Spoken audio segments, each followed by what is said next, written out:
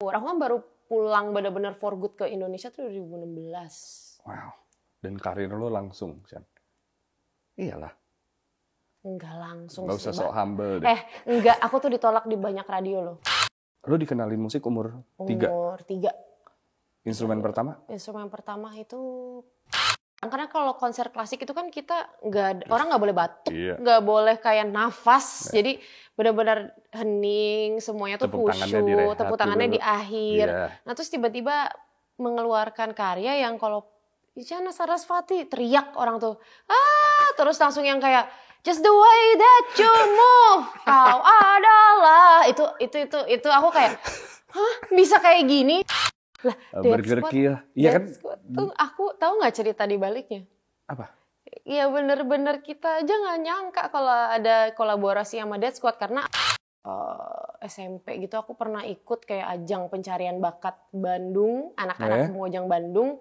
Masih kecil banget, ternyata aku menang juara 1. Itu dapat 4 juta sama motornya aku jual, aku beli saksofon. Karena aku pengen banget les saksofon. Jadi anaknya emang musik banget kayaknya. So what's the best part about making music? Buat aku seperti terapi aja sih. Tapi bagian apa yang menurut lo paling menyenangkan? Menulisnya. Pada saat akhirnya gitu. Selamat datang introvert kesayangan semua orang. Udah aku pengen lihat itu. Tapi ini, makasih udah dipinjemin deh. Gak apa-apa. Nggak, gua kira apa namanya, ternyata kalau dilihat Zara Home. Lazada soalnya. Oh Lazada, ini dari Lazada. Iya lupa. Itu naik motor beneran? Beneran. Oh beneran bisa lah ya. Terima kasih udah diundang ke Museum Macan ya. Tadinya yang datang ke sini masih semen. Oh iya benar. Jadi Iyas tuh sebenarnya udah pernah ke rumahku, tapi belum jadi masih semen. Enggak, gue inget banget, gue parkir di depan terus gue mikir, oh Isyan ngekos di sini. Pas gue masuk ke dalam, buset rumah Isyan segini.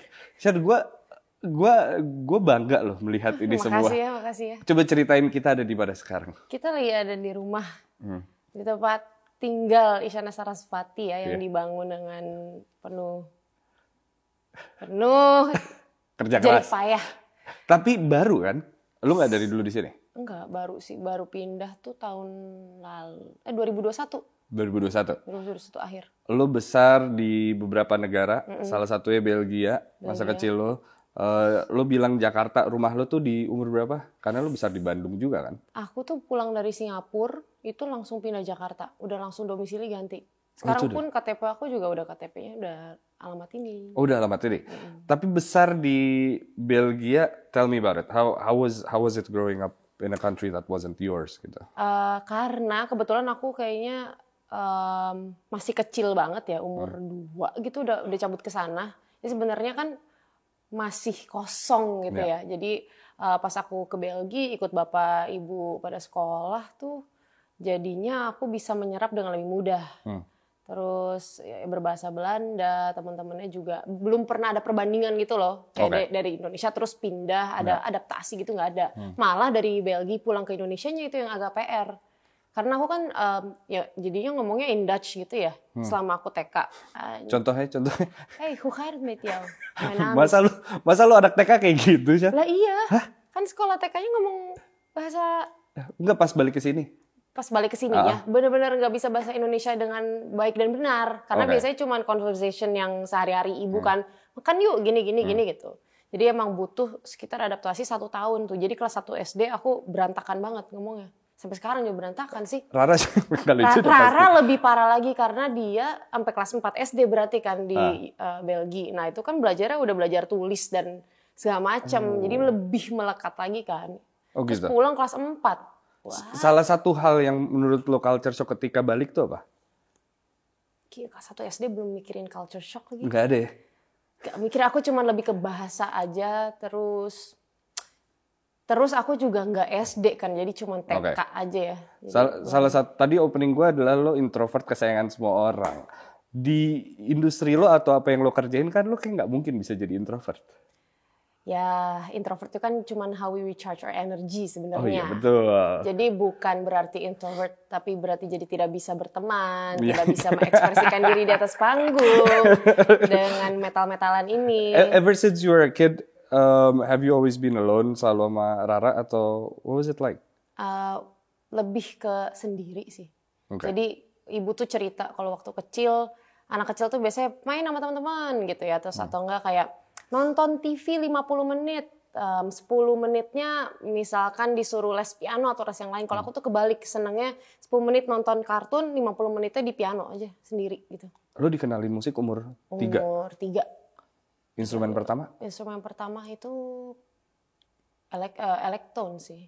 Elektron tuh yang 2 itu ya? Yang 3, yang ada 3. pedalnya. Kok lu bisa umur segitu lu bisa elektron gitu? Karena ibu juga guru Yamaha. Ibu tuh guru Yamaha, ngajar elektron, ngajar piano, ngajar vokal. Jadi ya emang ya ngenalin aja nih ada alat musik ini. Itu yang ibu familiar juga. Terus ternyata aku suka banget sama elektron. Jadi pada akhirnya pas aku pulang ke Indonesia, aduh pengen apa ya, kursus formal musik tuh aku yang kepingin. Bu pengen les ini, pengen les piano juga. Sampai waktu umur berapa ya? SMP gitu aku pernah ikut kayak ajang pencarian bakat Bandung, anak-anak Mojang Bandung. Masih kecil banget aku, ternyata aku menang juara 1. Itu dapat 4 juta sama motornya aku jual, aku beli saksofon karena aku pengen banget les saksofon. Jadi anaknya emang musik banget kayaknya.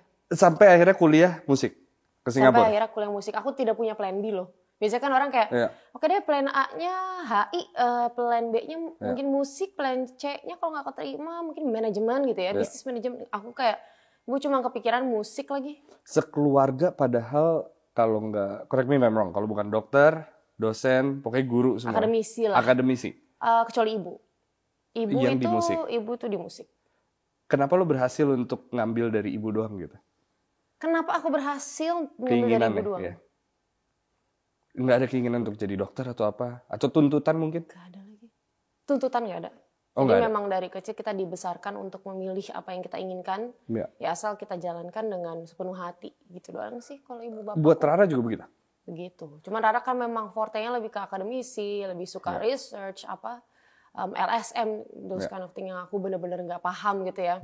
Cuman dia juga sangat mencintai musik dan berkarya, tapi jadi kelihatan karya-karyanya tuh ya sesuai sama isu-isu sosial, tentang dia yang suka berkebun, lebih ke situ kan. Kalau aku lebih ke intrapersonal. Jadi karena aku memang lebih senang dialog sama diri sendiri, itu juga jadi mencerminkan karya-karyaku yang lebih cerita tentang diri Isyana yang tidak secara verbal bisa ditemukan di mana-mana gitu loh. Kayak orang kenal aku, wah, beli. Tapi pas udah denger musiknya, gitu kan. Itu banget sih. Ya kan? Tapi menurut gue, jiwa itu yang gue agak, ada beberapa hal yang gue kayak, lo di panggung beda, lo bikin musik beda, lo sekarang jauh beda banget gitu. Tapi what I know adalah, lo vokal malah belakangan ya? Vokal malah belakangan, tapi sebenarnya nggak belakang banget kayak pas udah SMA gitu sih. SMP, kalau misalnya elektron mulai umur 6, aku ingat banget. Piano itu mulai 7, ini kursus yang formalnya ya. Terus udah gitu vokal itu mulainya umur sekitar 9 gitu. Vokal klasik. Dan aku baru belajar saksofon, flute, dan segala macam gitu. Kecuali gitar. Aku nggak bisa sama sekali main gitar. Kayak emang aku dilahirkan untuk tidak bisa main gitar. Emang nggak bisa sama sekali? Aku mencoba aja kayak, ya udahlah. Ada fase lo opera banget? 2011 sampai 13 tuh? Masih sih sebenarnya sampai sekarang. Tetap aku jalanin karena emang itu akar dari segalanya dan emang melekat banget ya. Sampai aku pun ngambil sekolah musiknya kan majoring in opera gitu. Majoring in classical music karena aku sangat mencintai musik klasik gitu. Inspirasi juga banyak. Sebenarnya lagu-lagu aku yang sekarang mungkin orang dengarnya lebih ke progressive rock, metal, tapi sebenarnya kalau distorsinya dilepas tuh dia klasik banget. What was the introduction? Kenal dari klasiknya, dari ibu. Kan ibu kan musisi klasik. Berarti lo emang udah disuguhin musik klasik awalnya, terus kemudian kebetulan mendapatkan keluarga yang pecinta seni, jadi bapak juga dulunya mudanya musisi, dia punya kayak vocal group, dia suka musik-musik rock, country, jazz gitu. Jadi kita dikenalin Manhattan Transfer, The Beatles, Queen, Simon Garfunkel, Genesis, Yes gitu tuh sama bapak. Terus aku dikenalin R&B totok tuh kayak Brian McKnight, terus zaman-zaman pop Backstreet Boys, Spice Girls itu sama Rara.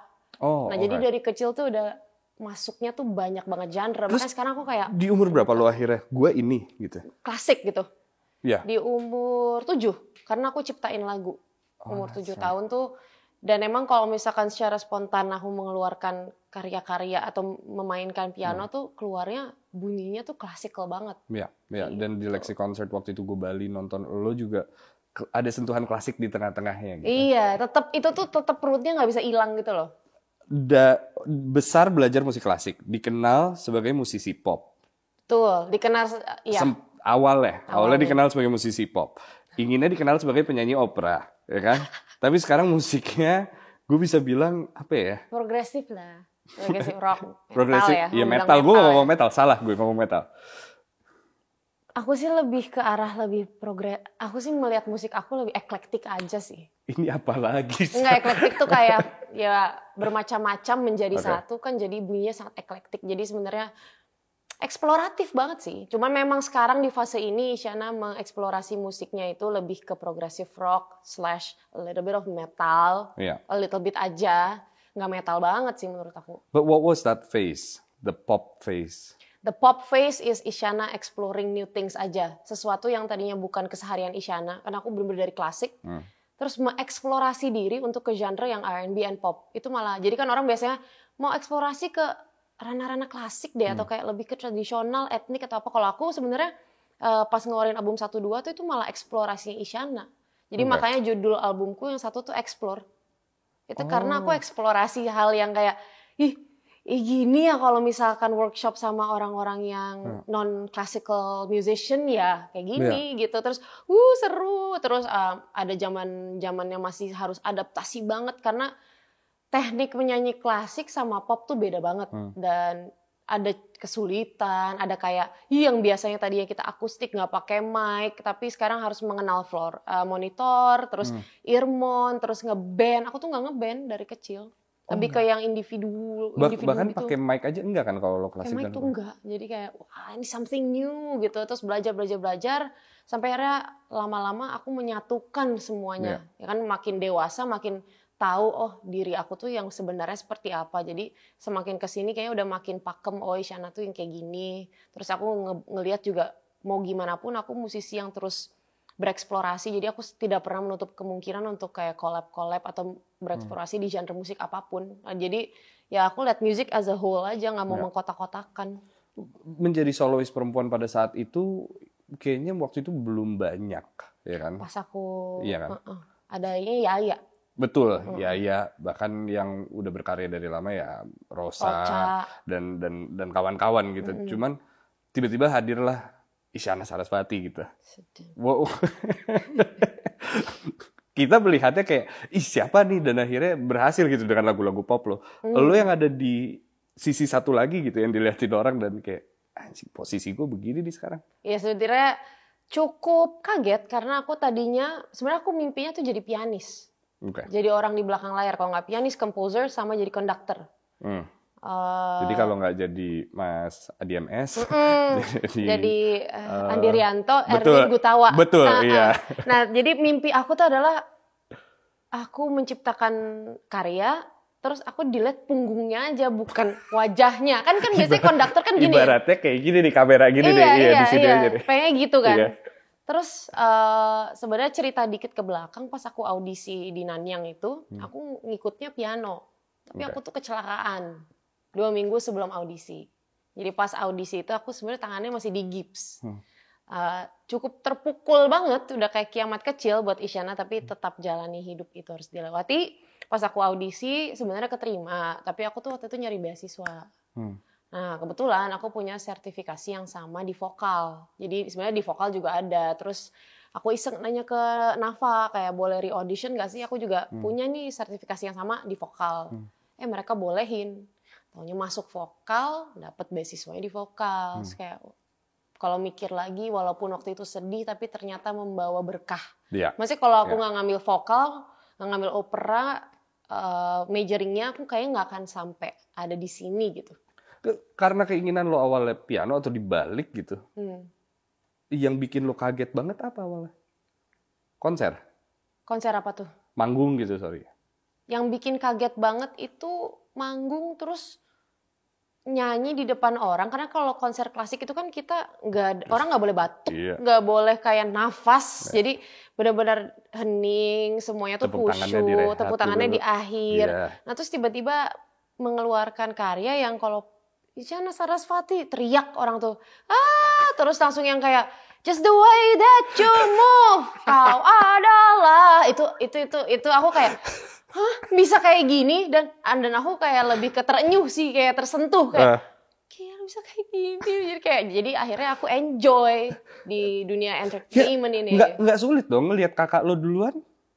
Tapi Rara kayaknya pas awal-awal Bandanera emang manggung ya? Belum deh. Sih. Dia lebih Enggak ke sih. rilis album gitu kan. Iya. Terus itu juga kayaknya lagi masa Dan transisi lagi pula, antara lagunya nggak bisa digituin juga iya sih. Iya sih bener. Terus pas Rara kayaknya Bandanera tuh aku lagi nggak di Indo. Singapura? Masih di Singapura. Aku kan baru pulang benar-benar for good ke Indonesia tuh 2016. Wow. Dan karir lo langsung, Shan. Iyalah. Enggak langsung Nggak usah sih, sok humble deh. Enggak, aku tuh ditolak di banyak radio loh. Karena aku single pertamanya Pas Keep promo? Being You. Bahasa Inggris. Pas promo atau apa? Iya, karena singlenya langsung bahasa Inggris, terus radio banyak yang kayak enggak dulu ya gitu. Enggak, panjang kok, ceritanya panjang banget. Dan enggak mudah, tapi proses itu yang membuat aku menjadi bisa jauh lebih bersyukur, terus kayak selalu melihat ke belakang kayak semua tuh butuh proses lah, roller coaster. What was the big sister advice? Karena Rara benar-benar tidak terlalu menyemplungin diri ke yang komersial banget. Jadi kalau advice tentang itu sih nggak terlalu banyak bertukar pikiran sih, karena dia nggak nyemplung kayak aku, kayak punya fanbase gede terus kayak promo gitu. Enggak kan, Rara kan benar-benar yang emang gue berkarya udah nih, kalau ada yang dengar ya udah gitu, membangun komunitas, terbangun sendiri, tapi nggak yang digenjot gitu, yang nggak ikut label, nggak yang masuk label major gitu kan. Kalau aku kan masuk label major, jadi ada timnya, harus ada yang lakuin promo segala macem gitu. Ada sebuah fase yang mungkin tidak menyenangkan, yang orang-orang kayak banding-bandingin. Betul. Iya. Itu fase yang apa menurut lo? Fase yang cukup berat ya, tapi sekali lagi shout out banget buat Yaya karena dia WhatsApp aku. Itu WhatsApp, aku nggak tahu dia dapat nomor aku dari mana, aku kira prank. Karena kan tahu ya netizen Indo kan bisa apa aja, kayak ini pasti bohong nih, soalnya dia kayak bener-bener hai aku Raisa, Isyana semangat ya, kayak kenal juga nggak loh ini. Dia kayak ini prank nggak ya? Ternyata dia beneran mensupport aku. Terus jadi lu balas gitu gak? Kayak dapat nomor saya dari mana gitu gak? Aku tanya, hai ini Raisa gitu, dapat nomor aku dari mana? Dia kalau nggak salah bilang dari Barsena, dan Barsena itu aku nggak tahu dapat nomor aku dari mana. Kayak dari tim anak-anak Sony gitu deh. Iya, jadi kayak wow. Di situ aku langsung merasa terpeluk gitu loh, kayak ini kita tuh saling support banget. Ternyata aku lahir di generasi musisi yang sangat kayak bestie, sangat merangkul satu sama lain. Aku merasa bersyukur sih kita di teman-teman yang nggak ada drama-drama atau kayak benar-benar saling support sincerely aja gitu. Iya. Dan semenjak itu gue ngeliat album pertama, kedua orang pada menyanyi, kan tiba-tiba keluarlah album ketiga yang orang bengong kalau nonton. Sebuah perpindahan. Yes. Is it valid gak untuk gue bilang perubahan genre? Atau menurut lo enggak? Perubahan genre ya sebenarnya enggak 100% juga sih kalau di album Lexicon ya. Karena kalau lagu ballad-balladnya tuh masih ada bunyi-bunyi balladnya Isyana yang di album 2 gitu. Cuman memang lebih mulai memakai distorsi-distorsi, terus memasukkan unsur-unsur Queen gitu, siapa lagi ya, Dream Theater gitu. Karena kan emang aku suka banget musik-musik rock sama metal dari kecil. Cuma belum berkesempatan untuk mengeksplor itu di karya aku dari kemarin. Nah pas di album 3 itu aku bilang sama label aku tuh, waktu itu masih sama Sony kan, kayak guys kayaknya di album 3 ini gak usah kirim aku ke Sweden lagi deh, karena aku lagi ingin mencurahkan sesuatu yang baru gitu, yang benar-benar ini kayaknya aku pengen kerjain sendiri semua deh gitu. Ya label support lah. Kan jadi budget juga lebih kecil. Nggak usah berangkat nih. Padahal mereka nawarin, mau lagi nggak album 3 nih, mumpung album terakhir juga kan, emang kontraknya cuma 3 album kan. Enggak, sendiri aja, aku mau nyari produser sendiri. Terus ngerasa juga ya berarti ada proses pendewasaan ya. Jadi kayak udah lebih tahu arahnya mau kemana gitu. Lebih pengen pilih produsernya siapa aja di album 3 seperti Kenan, ada Gerald, ada Topati gitu kan. Ya udah jalanin aja terus support banget sih si Sony itu. Bahkan off air-nya beda banget. Iya. Kalau beda banget sebenarnya kalau Tuti Bridge-nya itu sebenarnya dari album 1-2 udah ada. Oke. Udah ada sentuhan-sentuhan itu tuh dari dulu. Kalau Ishan ngikutin dari awal nggak terlalu kaget karena lebih ke muncul juga nih si Ishan yang ini gitu. Cuman kalau orang-orang yang emang cuma dengerin aku di digital platforms, di TV, ya akan terkejut. Apalagi yang cuma mendengarkan 2 lagu, Kau Ada Lama Tetap Dalam Jiwa itu kayak Ishan kerasukan apa ya gitu. Padahal sebenarnya ada jiwa itu dari awal. Ada jiwa itu dari awal banget. Iya. Ini menjelaskan bahwa apakah lo membuat musik bukan untuk pendengar? Salah satu iya, karena musik itu juga sangat terapeutik buat menulis lagu itu terapeutik buat aku karena aku nggak punya medium lain untuk bisa mengekspresikan apa yang ada di dalam diri Isyana lewat medium atau wadah lain aku tuh nggak bisa. Even ngomong sama orang tuh aku susah banget. Ngomong-ngomong hal personal, even ke orang-orang terdekat tuh takes time banget lah, susah banget gitu. Tapi aku ngerasa dari kecil nih ternyata musik itu yang bisa menyempurnakan itu karena kadang aku mikir kalau kita ngobrol sama orang maksudnya hey A nanti dia nangkapnya bisa Z. Jadi daripada gitu aku ngerasa kalau musik tuh nggak menjudge kita tapi dia menyempurnakan apa yang ingin aku sampaikan gitu dari elemen nggak hanya dari elemen melodi lirik segala macam tapi dari arrangement atau instrumentasi yang kita pilih tuh dia malah menyempurnakan itu semua kayak ya contoh. Sebenarnya aku pas nulis ini tuh ceritanya tentang ada detak jantung aku ya aku masukin drum dengan dek itu sebenarnya menggambarkan detak jantung aku yang ya gitulah jadi emang sangat detail gitu. Tapi kan orang nggak akan mendapatkan itu unless lo ngomong. Nggak apa-apa karena pengennya musik aku tetap multitafsir dan resonates ke orang-orang yang resonates aja gitu nggak mesti maksain. So what's the best part about making music? Buat aku seperti terapi aja sih. Tapi bagian apa yang menurut lo paling menyenangkan? Menulisnya. Pada saat akhirnya gitu. Harus ada momen. Harus ada momen masalahnya. Makanya aku 2021, 2022 cuma bisa nulis 2 lagu tuh. Il Sogno sama Unlock the Key. Dan My Mystery. Cuman bisa nulis 3 itu doang. Karena gak bisa dipaksain. Waktu pandemi parah banget sih. Sempet ada, kita semua pasti merasa terkejut dan kayak kiamat kecil buat kita. Kita tidak pernah ada di fenomena ini gitu ya. Kayak wow kita harus apa ya. Zaman dulu aduh gak pernah ada pandemi kayak gini lagi sebelumnya. Itu lumayan produktif tapi kan? Aku gak produktif dulu. Sempet kayak produktif di Animal Crossing produktif banget. Oh iya deh. Produktif banget di Animal Crossing. Tapi sumpah terima kasih Animal Crossing. Itu fase semua anak-anak main Animal Crossing lagi. Sampai ulang tahun aja rayain di Animal Crossing kan. Iya benar. Iya terus akhirnya lahirlah Unlock the Key. Jadi Unlock the Key itu cerita tentang Isyana Sarasvati di fase pandemi gitu. Itu menggambarkan 2020-nya Isyana gitu. Betapa ribetnya tuh ya kayak gitu. Ruwet. Album keempat on the way? On the way album keempat kemarin udah keluarin EP-nya dulu. Jadi udah halfway. Tapi sekarang akhirnya selesai karena tadinya tuh berencana ngeluarin album 4 tuh akhir tahun lalu. Oke. Tapi sempat keblok. Jadi kayak ya udahlah gitu. Tapi tiba-tiba 2023 semua dilancarkan langsung bisa menyelesaikannya. Udah rampung sih, tinggal kayak finishing aja, mixing, mastering. Ini permasalahan tahun berapa yang akhirnya ditumpahin jadi album keempat? Bener. Tahun berapa yang? In 1 or 2 months. Oh gitu? Iya, cepet. Ntar lagi. Berarti ini salah satu album yang tercepat yang pernah lo tulis? Bisa, enggak dong, kan stoknya lama banget ya. Pembuatannya berapa lama berarti ini? Kalau sisa lagu ini sih pembuatannya paling cuma berapa minggu ya.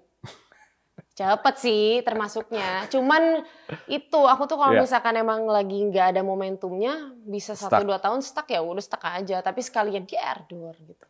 Kalau kolaborasi di otak gue kalau misalnya dari Lexicon terus ngeliat konser lo kemarin di otak gue adalah dia Dead Squad atau misalnya Serigai gitu. Lah, Burger Kill. Iya kan? Tuh aku tahu nggak cerita di baliknya? Apa?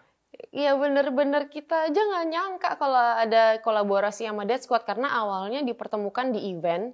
Hah, serius? Iya, jadi event ini bilang gimana kalau Isyana collab sama Dead Squad buat off air doang, gitu doang. Lah terus kan jadi. Nah terus akhirnya pas kita ketemu chemistry ada nih, kok kayak seru banget kok chemistry sama bapak-bapak ini kayak top ya. Terus sampai akhirnya kita ayolah akhirnya dirilis aja di digital Ilsonyonya versi sama Dead Squad. Terus habis itu kayak ayo kita bikin merchandise ya gitu ya. Kalau kadang kalau chemistry udah dapet tuh satu-satu kan. Ada lagi mereka di album keempat? Di album keempat nggak ada, tapi sepertinya aku akan mengisi sebuah lagu baru di karya-karya terbarunya Dead Squad.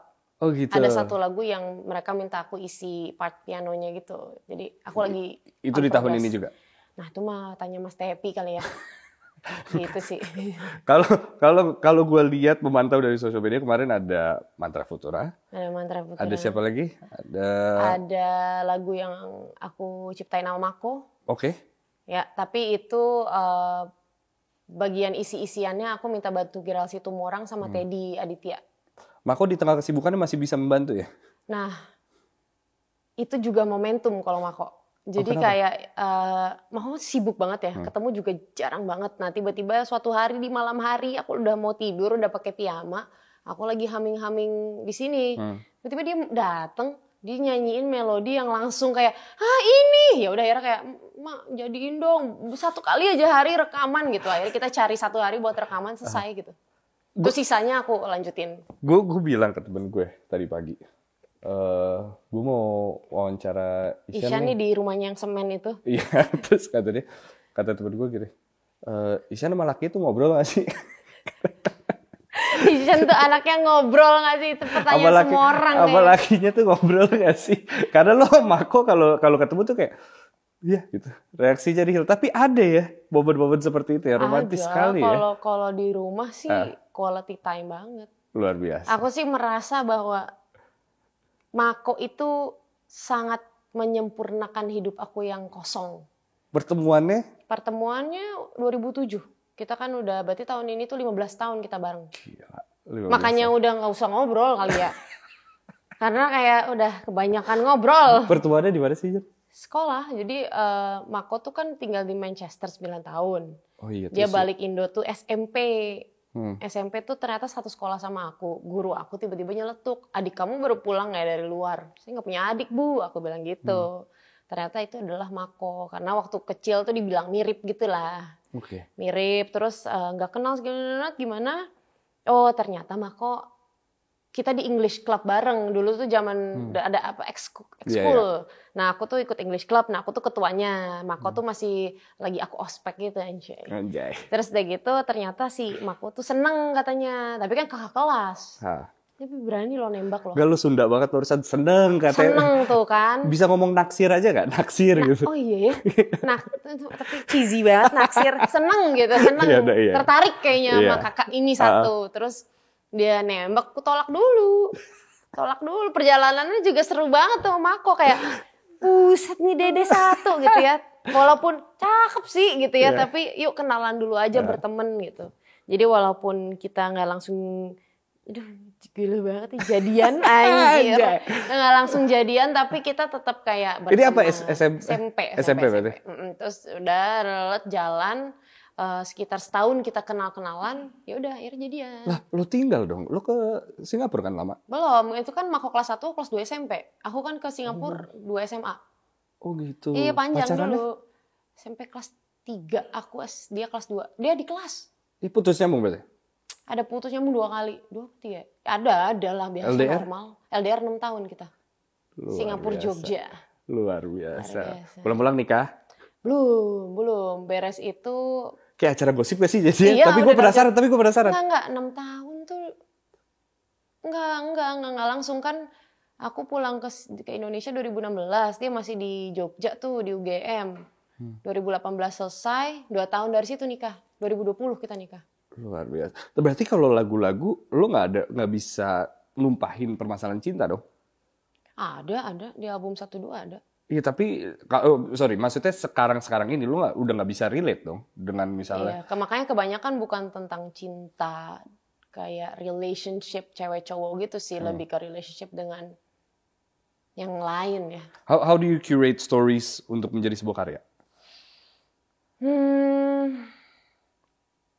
Dari perjalanan hidup aja sih, dan terkadang kayak di album Lexicon itu betul-betul tentang perjalanan hidup aku yang ingin aku tumpahkan gitu ya, tentang Isyana dan kontemplasinya, tentang Isyana dengan perjalanan spiritualnya, dengan Isyana dengan sebagainya gitu ya. Tapi di album keempat ini begitu juga, tapi ada satu lagu yang aku ciptain nama Mako ini karena kita sering mendapatkan cerita dari orang gitu ya. Orang sering cerita sama kita, dan dari situ kita mikir bahwa ini kayak lagu ini seru banget untuk menemani orang-orang yang memang butuh teman. Butuh kayak dorongan untuk bisa set them free. Kayak ada orang-orang yang kayak aku kayak ciman aja sih, kayak ini terperangkap dengan sesuatu yang sebenarnya kalian bisa kok untuk bebas dari itu, apapun yang ingin kalian lepaskan tuh bisa gitu. Jadi kalian gak sendiri, kita bisa menemani kalian dengan lagu ini. Oke. Ibarat sebuah film, album ini berarti menjadi ceritanya seperti apa? Kalau album yang keempat ya,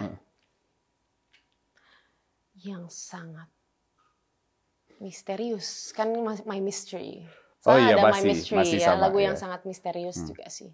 What movie would it be? Are you a movie person? Enggak ya? Aku kayaknya lebih ke movie apa Sarah? Apa? Shining. Gelap sekali berarti kalau di Shining. Oh, kalau kata kamu Shining, aku nggak nonton, tapi Sarah tuh kalau dengar album aku katanya itu.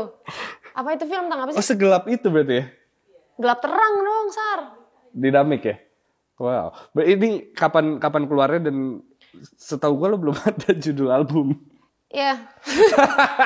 Ya itu belum dapat ilhamnya. Nanti kalau udah ada ilham sih langsung set gitu. Pengennya keluarnya kalau nggak akhir Mei awal Juni. Amin, dia aja amin. Mumpung udah label sendiri jadi bisa gitu. Pengennya kalau nggak akhir Mei awal Juni. Lo keluar dari major label membuat label sendiri. What was the decision, and what do you think? Ada momen nggak lo kayak, aduh, coba gue dibantuin, atau kayak untung gue? Enggak, karena itu emang udah mimpi dari kecil. Bahwa mimpi kecil aku aja pengen bikin sekolah musik, gitu kan. Ingin menaungi berbagai macam talent, ingin membantu gitu loh, ingin sharing apa yang udah aku dapatkan untuk talent-talent yang lain yang mungkin mereka punya kekosongan di beberapa aspek yang bisa kita bantu. Jadi malah semangat banget pada akhirnya aku bikin label sekarang. Tapi waktu itu emang lumayan beratnya adalah pas aku baru rilis label aku pandemi. Seberapa dekat ke mimpi itu sekarang, San? Udah, kalau 2022 itu udah kayak udah naik ke lantai 2 gitu loh. Ya, jadi udah lumayan on the way ke jalan yang lebih baik. Terus kita juga sudah buka koneksi, udah mulai scouting talent-talent baru. Do you gitu. scout by yourself? Iya, kalau buat retros ya. Lo buka TikTok gitu terus ngeliat dia nyanyi bagus gitu-gitu? Enggak TikTok sih. Tapi TikTok tuh banyak loh yang menarik-menarik sih. Cuman dari yang kemarin aku menemukan beberapa talent ini sih kebetulan bukan dari TikTok tapi dari platform lain. Orang tuh gue nggak tahu deh kalau talent scout, kalau correct me if I'm wrong ya, kalau bola adalah ada coach datang ke acara-acara game gitu terus ngelihat yang mana yang bagus ya. Bener, tapi musik bisa gitu juga. Kayak misalkan aku lihat ada festival gede, tuh lihat nama-nama yang mungkin belum terlalu besar, aku tontonin gitu. Terus kemarin dari mulut ke mulut juga, itu nanti dari ini menarik, ya aku tontonin satu sampai kayak apa aja mereka tuh udah sampai mana sih, apa aja yang mereka buat gitu. Nah ini ada satu yang memang lagi aku incar banget dan semoga dilancarkan sih. Kalau lo sebagai juri kan juga bisa tuh, enggak Bisa ya? juga, kan? Ya bisa juga. Dan proses itu semakin dekat ke semoga mimpi-mimpiku itu yang ingin membantu menaungi mewadahi lah sebenarnya talent-talent gitu, karena aku rasa sebenarnya Indonesian talents itu sangat-sangat bertalenta dan bagus gitu ya. Cuman kita kadang kurang akses aja sih sama exposure di aku pengen bawa musisi Indonesia tuh nggak hanya di sini, tapi kita bisa dibawa ke global gitu. Iya. Karena mungkin sekarang kita masih kayak melihat orang lain tuh sebagai referensi, tapi suatu saat harusnya orang lain ngelihat Indonesia sebagai referensi karena kita apa ya, niche terus. Iya melihat apa yang terjadi dengan budaya Korea juga nggak sih? Iya. Lo juga sangat tergila-gila dengan K-pop. Jadi ada K-wave kan. Iya. Ini semoga aja suatu hari ada I-wave. Aku cukup percaya sih asal kita bisa bareng-bareng sih, ini harus bikin pasukan yang besar untuk kita sama-sama. Lo selalu naruh unsur budaya Indonesia di dalam lagu-lagu lo gitu. Ah, maksudnya iya? Nggak, maksudnya kalau misal performance lo ada misalnya ada sedikit sinden, enggak ya? Aku nggak bisa sebut sih. Enggak sih, mungkin ada a little touch of it. Iya, mungkin itu karena bawah sadar juga pas SD kan ada kelas karawitan ya. Iya. Ya kan di Bandung tuh kan ada karawitan sama gamelan. Iya. Jadi sebenarnya bawah sadar juga sih. Kalau aku ngerasanya Rara tuh. Oh iya, itu benar pasti. Itu bener-bener dia. Apa itu salah satu faktor untuk mendapatkan tanda kutip I-wave kita? Bisa jadi sih, walaupun aku nggak mikirin itu secara sadar ya. Iya. Tapi kedepannya aku pengen bikin yang secara sadar gitu loh. Memang sebuah lagu yang berkolaborasi sama musisi-musisi tradisional, nggak harus dalam bentuk musik, tapi juga seni-seni yang lain. Seni tari kita kan sangat bagus gitu ya. Seni tari, seni apa lagi ya? Ya dengan seni Performance gitu semuanya. itu kayaknya kalau kita gabungin jadi kolektif tuh rasanya bisa kita gaungkan bareng-bareng biar Indonesia tuh bisa kok harusnya ya. Harusnya bisa. Kalau kita pikir-pikir nggak bisa dibilang lo udah lama juga. Nggak bisa dibilang lo baru juga. 6 tahun di industri. 10. Ntar lagi 10 tahun. Bukan dari 2000. Kan 2014. Oh 2014. Bentar, 9 tahun di industri. Ini lo udah melewati beberapa fase gitu. You were on TV all the time, ya kan. Terus off air nggak pernah mati gitu sampai sekarang. Lo melihat banyak banget bakat-bakat baru di festival-festival, termasuk di other festival gitu that is coming up. Ketika lo melihat talent-talent ini, ada nggak sih yang dari diri lo yang kayak I wish I could tell you bahwa this is going to happen to you in the industry gitu? Akhir-akhir ini sih aku samperin sih talent-talent tersebut. Apa yang lo sampaikan? Ya aku mengapresiasi terus langsung kayak ngobrol yuk. Jadi sesuatu yang ke arah yuk ngobrol, siapa tahu bisa connect gitu. Terus bisa aku bantu hal-hal yang aku rasa kayaknya kamu talentanya udah gede banget, tapi mungkin ada hal-hal atau aspek-aspek yang masih bisa dibantu gitu. Karena aduh, aku kemarin tuh menemukan talent ini, mereka keren banget. Tapi mereka mungkin lack of kayak marketing team, promotion team gitu ya. Kayak visual team, gitu-gitu tuh lack of gitu. Jadi pengen bantu banget sih. What did you wish you knew when you started? Started apa nih? Being in the industry. Kalau aku pribadi waktu 2014 banget awal itu, ingin dikenal karya-karyanya aja sih. Tapi seiring berjalannya waktu aku belajar juga bahwa kita nggak bisa berpatok pada karya saja kalau ingin dikenal gitu. Tapi kita harus bangun tim yang solid, tim yang sesuai sama visi misi kita ya. Untuk kayak tim tuh penting banget sih menurut aku. Tapi tim yang solid ya. Itu kan milihnya susah loh, San. Mengkurasi orang-orang yang tepat. Betul banget, makanya. Ini Sarah nih partner aku yang aku rasa kita mulai tuh dari tahun berapa Sar? 2018, 19. Nah ini kayak bertemu Sarah tuh udah kayak ketemu soulmate di dalam perjalanan musical journey Isyana gitu. Kayak Sarah tuh banyak banget bisa merealisasikan dan mengerti dan paham akan pikiran-pikiran aku yang mungkin kalau aku ngomong satu kali doang tuh mungkin orang nggak akan ngerti gitu loh, kayak gitu kan. Kalau Sarah tuh dari aku dia bisa kayak merapikan dan membagikan itu ke tim yang lebih besar gitu kan. Perantara. Iya, jadi aku tuh lebih bisa kasih gagasan gitu. Tapi forte aku kan bukan yang kayak ya manajerial kayak Sarah gitu kan ya. Itu aku limpahkan ke Sarah gitu, dan Sarah ke tim yang lebih besar. Dan butuh waktu. Butuh waktu banget lah. Dari perjalanan lo gitu, has there been ada satu momen gitu yang kayak this is unforgettable gitu? Selain yang aku kecelakaan itu ya, itu unforgettable banget. Terus Lexi Concert salah Oh satu. iya, Lexi Concert ya, saya lupa. Lexi Concert. Itu gila sih. Itu Harusnya gue tadi membantu lo udah ada di otak lo Sen. iya, iya. Itu gila sih menurut aku. Aku sampai Berapa kota? 5, baru 5. Pengen lagi sih.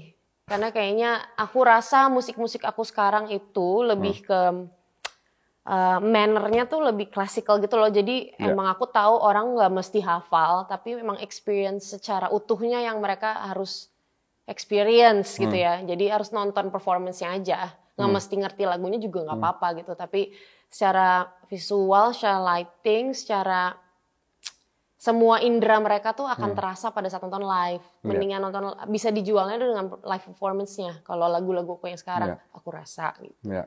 Dan lo menutup dengan Bali kalau nggak salah kan? Menutup dengan Bali, jadi kayak bikin mini festival gitu. Isinya? Iwan Fals. Om Iwan, Raisa, Randy Pandugo, Afgan, Teddy, It Gitaf, Gamal. Kayak tuh kan aku tuh merasa bersyukur banget karena punya dikelilingi teman-teman yang sesuportif itu, Yas. Gue nonton tuh ya karena sama anak-anak juga kan. Dan setelah mereka perform tuh gue tuh nggak ngerti deh. Maksud gue gini. Gue nggak ngerti. Maksud gue gini. Abis nyanyi sama lo. Terus kok bisa-bisa mereka jalan seakan kayak orang biasa aja gitu kayak tadi kan gue kayaknya mengidolakan lo di situ deh. Terus mereka iya, ada aja lagi di situ. Gitu, iya. Itu momen yang menurut gue surreal yang kayak gila nih pertemanan sehat banget gitu. Iya, itu juga aku merasa seperti itu sih ya, kayak sejauh ini gila sehat banget nih pertemanan gitu. Dan gue ngelihat di sana lo Iwan Fals. Iwan Fals ada di Lexi Concert guys, Om Iwan Fals. Lo kenapa menutup dengan Bali dan menutup dengan seperti itu gitu? Kenapa nggak pulang ke Jakarta? Jakarta soalnya pembuka kan? Tapi ini akan, karena sebenarnya Bali tuh bukan penutup babak 1 aja. Oh gitu. Kita masih ada lagi. Mungkin akan dilakukan lagi nanti di Jakarta. Tapi yang dengan skala yang jauh lebih besar dan membawa kembali album 1 dan 2 juga. Karena itu kan perjalanan yang gak boleh aku lupakan ya. Kalau gak ada Tetap Dalam Jiwa, tidak ada Kau Adalah, Keep Being You, gak akan ada di sini gitu. Jadi gak boleh dilupain lah itu perjalanan. Nah itu kan belum ada tanggalnya? Belum ada planning ketok palunya atau udah ada? Ketok palu sih jangan deh, belum. Udah geleng-geleng Sarah, jangan. Yang udah ada ketok palunya adalah The Other Festival. The Other Festival. Nah, The Other Festival dia akan ada 40 performer lebih, 6 kolektif partisipan dan juga 5 sesi program talk show. Betul. How excited are you for The Other Festival? So excited karena festival itu selalu menjadi ajang Shana bisa scouting talent. Gak ada yang bercanda. Tapi kayak aku suka karena itu jadi kolektif banget, terus kolaboratif banget, ketemu teman-teman. Terus kadang kalau memang jamnya nggak terlalu jauh sama teman-teman tuh aku juga suka stay kayak nonton. Jadi aku juga nggak sabar nanti lihat rundown-nya seperti apa. Terus juga tadi ya ada di luar dari musik ya, ada yang lain kan? Iya. Lalu biasanya apa sih yang terjadi di green room gitu ketika rame-rame? Ketawa-ketawa sih kalau sama anak-anak band ya. Jadi aku sama anak-anak band tuh sekarang umurnya udah 8 tahun. Buset. Si The Tutis itu. Jadi mereka mengikuti evolusi Isyana dari yang nge-pop sampai sekarang mereka kalau main sama aku maki-maki. Lagunya bagaimana lagi nih album 4 gitu. Awas ya gitu. Jadi kayak seru banget itu bondingnya, udah kayak keluarga sih The Tutis tuh. Jadi ya biasanya kita ngobrol-ngobrol, ketawa tiwi, terus udah tahu juga mereka kalau aku udah hamin 30 menit, hamin 1 jam, aku butuh waktu sendiri juga untuk kayak mengumpulkan energi gitu. Jadi nggak terlalu bisa banyak ngobrol sih di ending-endingnya. How nervous do you get? Nervous sih karena tapi nggak banget nervous aja karena kita nggak pernah tahu energi crowd-nya kan seperti apa di setiap panggung, selalu berbeda. Selalu harus cepat tanggap dan adaptif terhadap penonton gitu kan. Kadang kita mendapatkan penonton yang terdiam gitu. Tapi semenjak album yang ini aku mengganti mindset itu menjadi kayak seolah-olah yaudah yang penting aku mau mengeluarkan karya-karya aku, mau mengekspresikan itu di depan banyak orang. Kayak lagi konser musik klasik aja. Untung udah pernah kebiasaan konser klasik. Jadi orang diem atau kayak kelihatan tuh dari panggung ada yang headbang, ada yang masih gini, ada yang gitu, jadi macem-macem gitu kayak udah nggak ngaruh gitu loh. Kalau kebiasaan sebelum manggung, Kunto Aji setahu gue adalah dia harus boker. Sal muntah. Lu? Kalau aku sendiri. Oh emang harus Recharge dulu in the sendiri. zone dulu. Ya, in the zone. Di green room semuanya out, lo sendiri gitu? Enggak sih, yang penting nggak berkomunikasi aja. Karena kalau aku deket orang yang udah nyaman sih nggak apa-apa. Tapi Mereka lu juga tahu nggak akan ngajak ngobrol juga. Tapi lu butuh momen itu dulu. Iya, momen kayak terdiam aja, ngelamun. Apa yang udah lu siapin buat The Other Festival? Yang pastinya, aduh 13 Mei sih. Kenapa? Tadi aku pengen bawain lagu baru. Oh, Belum, karena tapi album belum ya. di minggu itu kan tapi? Di minggu Sebenarnya setelah sih ya? iya, inginnya. Ingin ya? Tapi nggak apa-apa lah, nanti aku paling waro-waro dikit lah. Kayak ntar lagi album keluar gitu. Terus udah kangen banget juga mainin Unlock the Key, Sonyo, My Mystery. Karena panggung itu menjadi momen katarsis selalu buat Isyana kan. Karena kayak sehari-hari kayak pengen manggung gitu. Terus ini udah lama banget nggak manggung kan. Oke.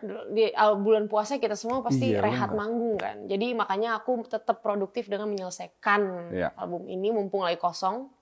Jadi ya udah nggak sabar sih. Siapa yang lo tertarik untuk nonton? Sebenarnya ada band Korea yang di hari yang sama aku, The Wave, lagi The Wave to Earth. Kemarin tuh Claresta bilang, kamu sehari yang sama The Wave, apa tadi, to Earth. Lu jangan nanya ke gue, kan lu nengoknya ke sana tadi. Iya benar, The Wave to Earth. The Wave to Earth. Oke, aku jadi tertarik banget nih. Iya, Claresta menjadi kawan K-pop ya, karena dia yang paling paham sebetulnya. Parah. Dia emang connect. Lu karena K-pop banget, lu pasti ada dong wishlist lo. Entah ngobrol, entah... lu sempet ngedance kemarin? Aku kemarin baru pulang dari Korea. Oh, udah ada obrolan? Udah ada... Banyak. Oh, banyak. Apa yang akan terjadi? Kenalan aja dulu sih. Oh, gitu. Terus kemarin juga sempat nemenin artis kita juga untuk rekaman di sana karena dia K-pop banget kan. Jadi pengen kasih dia juga pengalaman baru.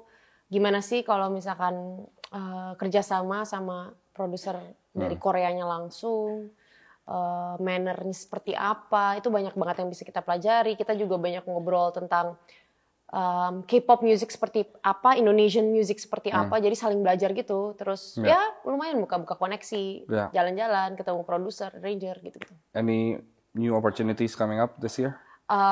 Yeah, I hope so. Udah ngobrol-ngobrol sih. Iya. Ada yang kayak gila gua akan sama dia lagi gitu. Ada lagi.